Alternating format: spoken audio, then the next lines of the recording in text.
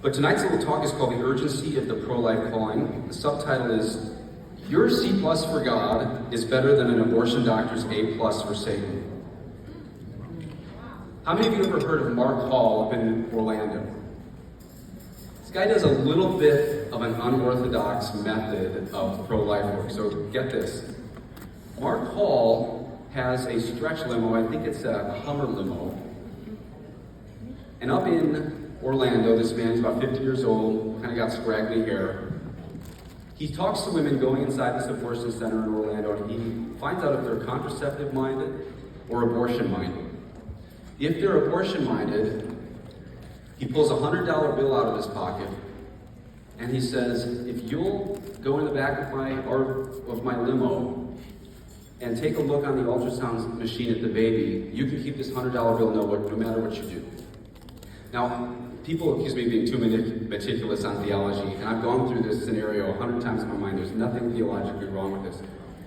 Less than 20% of the women say yes, but of the women that actually say yes, when they go and they see that baby on the ultrasound, he has a 95% save rate.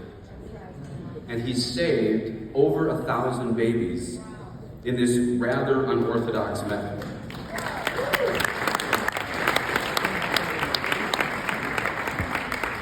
Now, what's so amazing about Mark, I admit it's a little creepy, guy with long hair coming back my limo to women.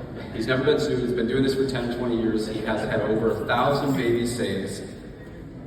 Many in the pro-life movement would say, well, wait a minute, what is an untrained ultrasound tech doing with his life? But I would say this, Mark's an example of why you just have to do your pro-life job without perfectionism. Can you imagine anyone being worse for a baby slated for abortion than an abortion doctor himself? A poorly trained pro-lifer is infinitely better than what that doctor's about to do. Do you trust an untrained pro-lifer with an ultrasound less than a doctor with forceps as you consider what he's about to do? Many people, not many, there's a few people in the pro-life movement who don't like what we do with Red Rose Rescue, and I'm sorry for this graphic example, but I need you to understand the urgency of the pro-life movement before you leave. This is the example I give. Imagine you found a loophole somewhere in downtown Miami, a loophole of the law, where you were able to have a conveyor belt of 3-year-olds, toddlers, some downtown warehouse. There's a conveyor belt. Sorry again for the graphic description. Babies or toddlers are coming down the conveyor belt, and a man hits him over the head with a sledgehammer. One, after the other, after the other. But he does that because he found a little loophole in Miami law that says, in this street downtown, you can kill 3-year-olds if it's on a conveyor belt, if you have a sledgehammer. Can you think of any of your friends, even pro-choice people, who wouldn't disregard that loophole and go right inside there and put themselves between that sledgehammer and the baby? Why aren't there more people doing Red Rose Rescue? It's not because there's those of us in the pro-life movement who don't have it in our brains that the unborn are actually really children. It hasn't made it to all of our hearts that they are really children. If we understood and really believed, not just in our brains through our study of neonatology and embryology, that these are children, if you really saw that the same way as a conveyor belt with 3-year-olds about to get hit over the head, what would you do for the pro-life movement? You don't have to be perfect. You know, I'm not a very good sidewalk counselor, but God still uses me. I was in New Orleans once counseling at a place. Very beautiful 21-year-old African-American woman was going in. My other sidewalk counselors weren't there. I'm usually just there praying. I didn't know what to do. She's going in, 6 months pregnant. She's got a teddy bear and a pillow.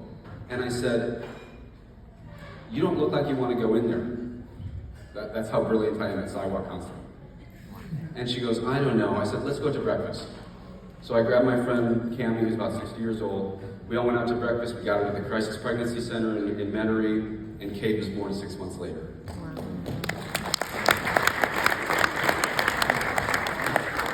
And I tell you this story not to brag, but so that you see, you don't have to be perfect in the pro-life movement. Mrs. Avila made the great point that now in Miami they have abortions available 24/7.